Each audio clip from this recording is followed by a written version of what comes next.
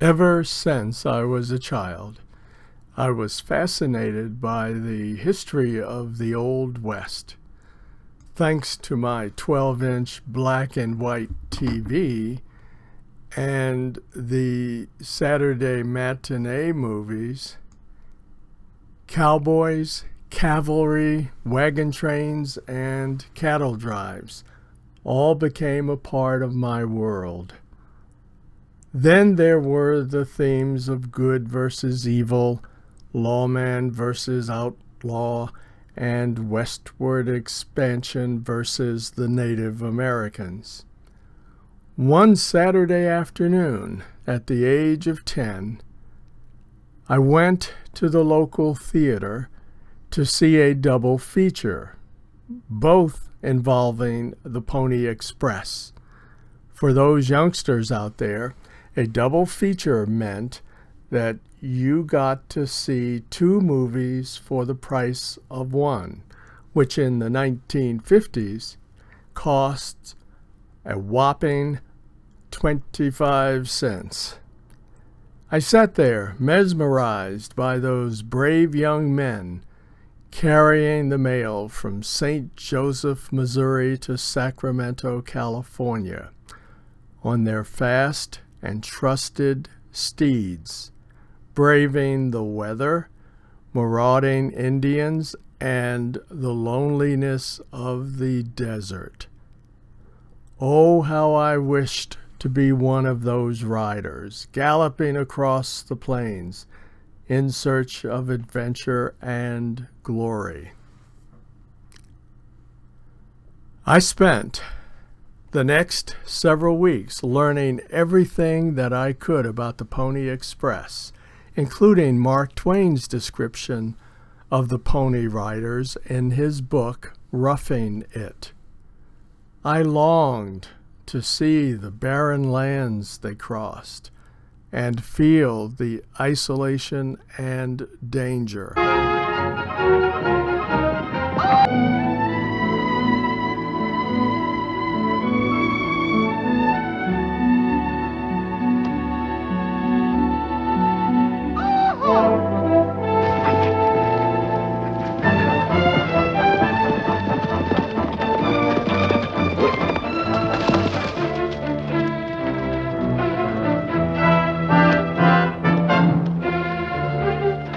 On the road? When you get to Red Sand, tell Dutch Murdoch some of my horses need shoeing.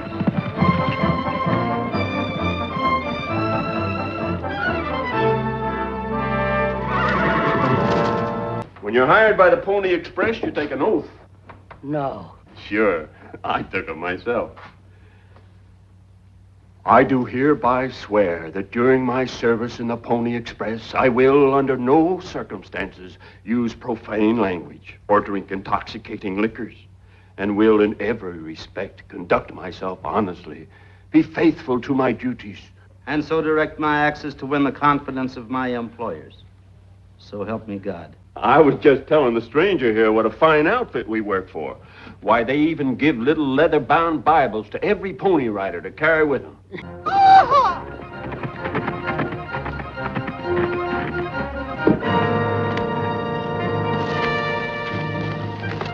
Here you go, Yank. Yeah.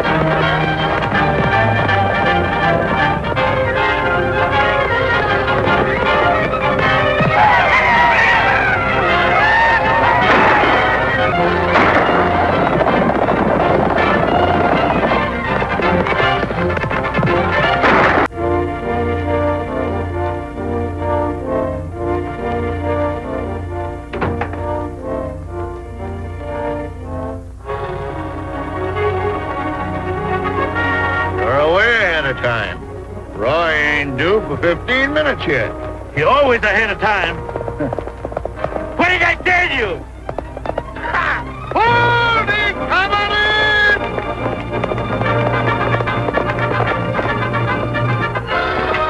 You bust the engine wide open again, Roy. I nearly got busted wide open myself. The Kiowas are out on the North Fork. Now, be careful. I'll be seeing you.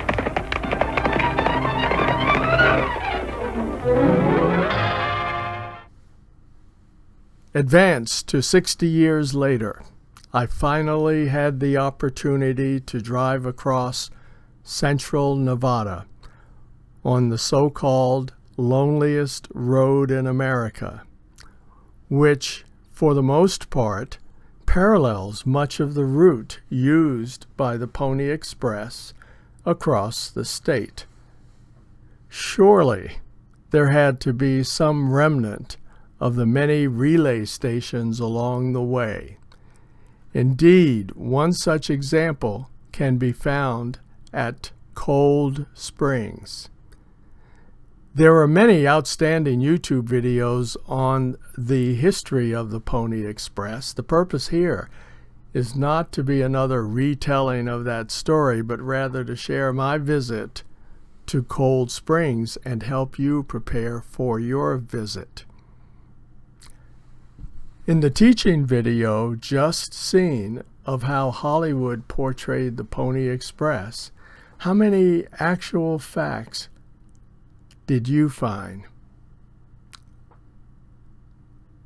First, relay stations were shown in the movies. At any one time, there were 190 to 194 stations spread out over the route at 10 to 15, sometimes 20-mile intervals,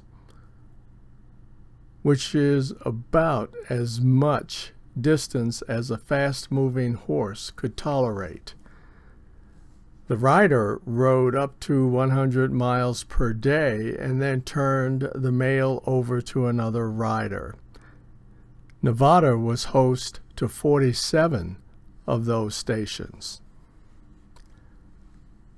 You also saw a station master and an assistant preparing a horse for the exchange in mounts. Each station had anywhere from 2 to 4 employees to care for the horses.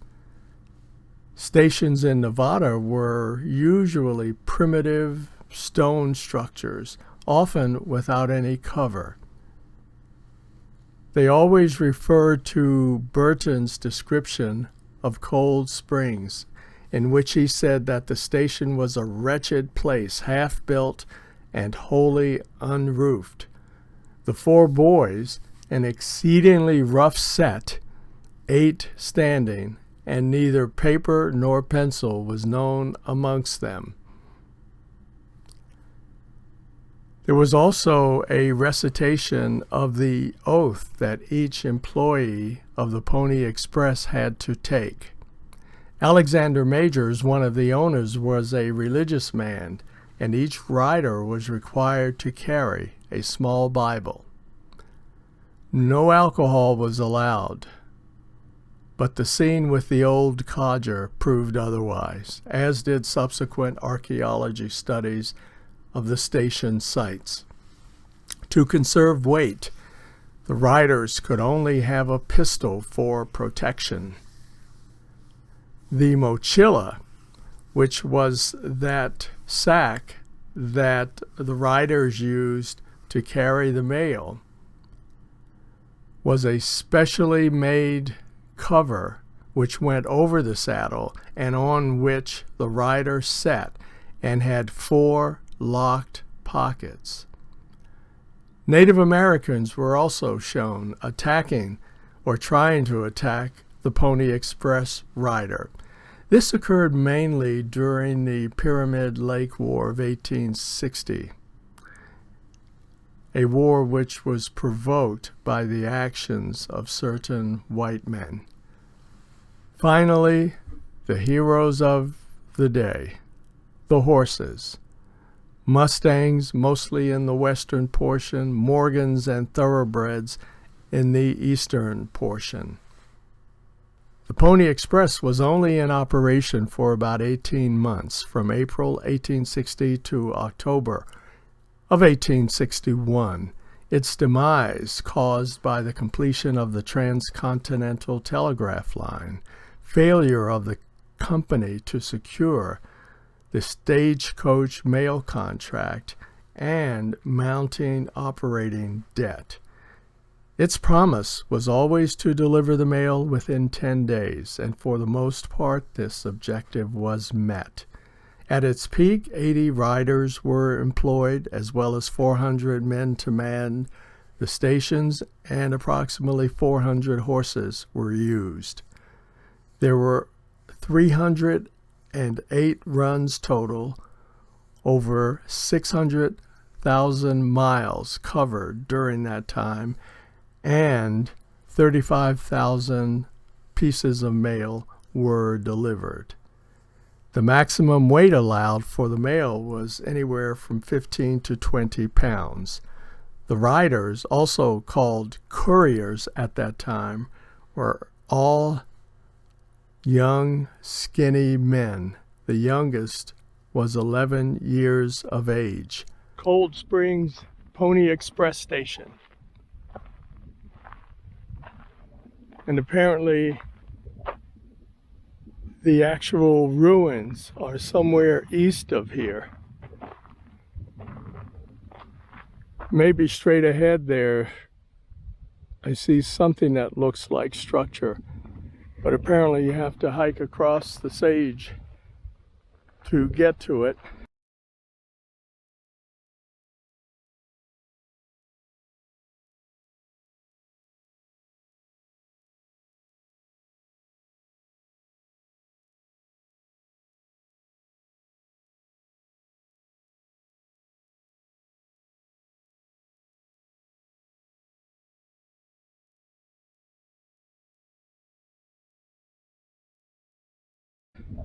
And it's not quite cold enough today to keep the rattlers in. Plus, there's a time issue as well.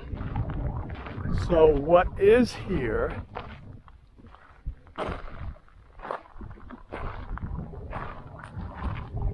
is this kiosk, this informational kiosk, which gives you some idea of what took place here.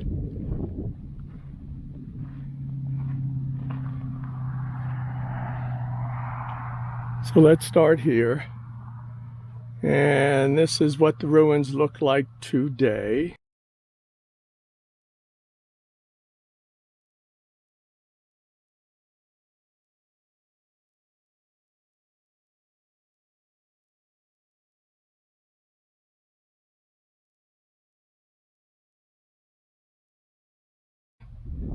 And as you can see down here, there was no roof on this station. It was just open air and not much in the way of furnishings. According to Sir Richard Burton, who came through here in 1860, he said that it was sort of a wretched kind of a place, and the people here were very young, so they were probably teenagers to 20, and they were living a hard life. So you can imagine out here in the middle of nowhere, along the Pony Express route,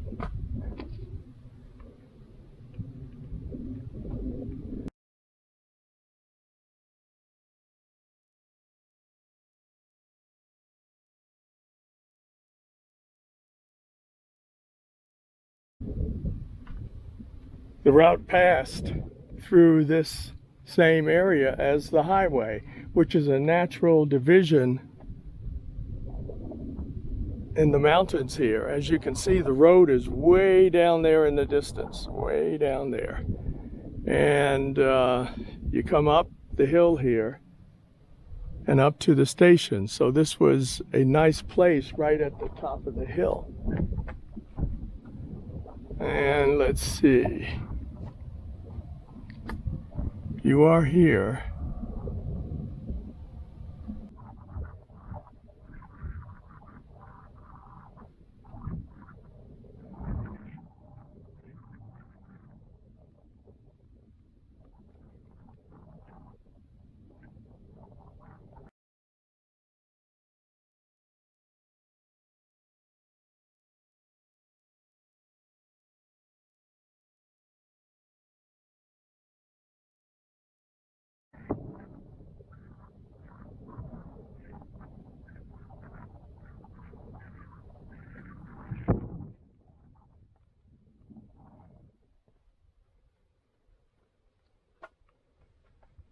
So that's all that's here at Cold Springs, except you have a pit toilet here.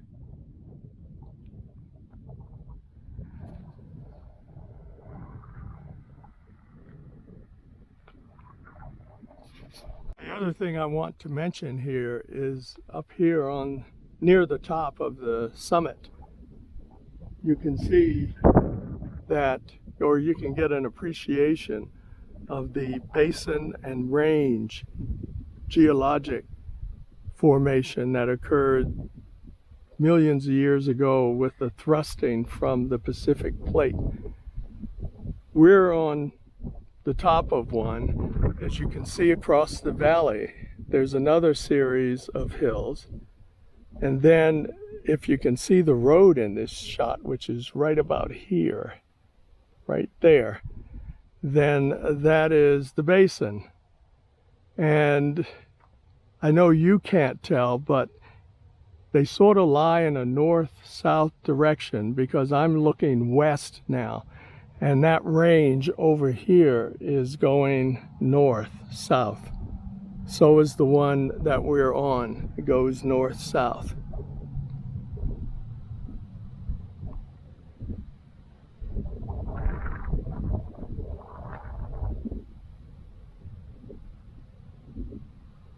And as you can see, that chain goes all the way up north.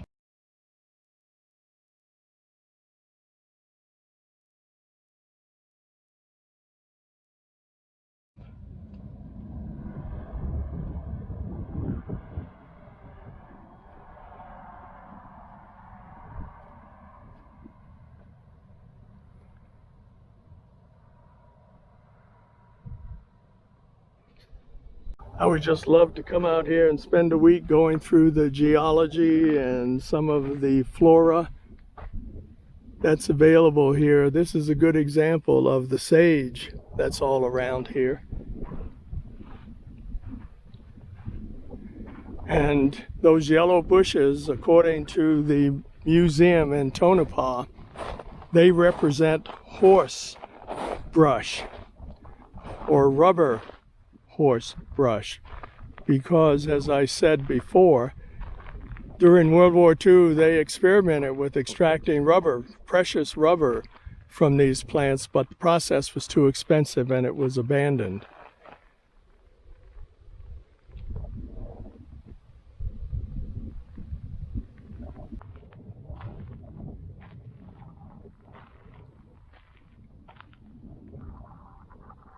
So let's move on. Got a long ways to go here.